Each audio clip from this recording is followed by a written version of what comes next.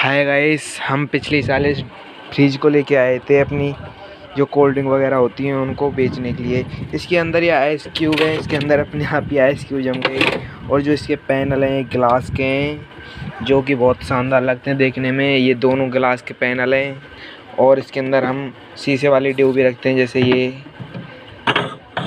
शीशे वाली ड्यू है ये, और ये पीने में बहुत मस्त होती है। और ये है बच्चों के लिए 10 वाली कोल्ड ड्रिंक। और हम इसके अंदर फ्रूटी भी रखते हैं, जैसे कि ये रही फ्रूटी। आपको इनमें से कौन सी कोल्ड ड्रिंक पसंद है बताना। और इसके अंदर हम आपको बताएं कि इसमें हम चॉकलेट वगैरह भी रखते हैं, जैसे बोनबॉक्स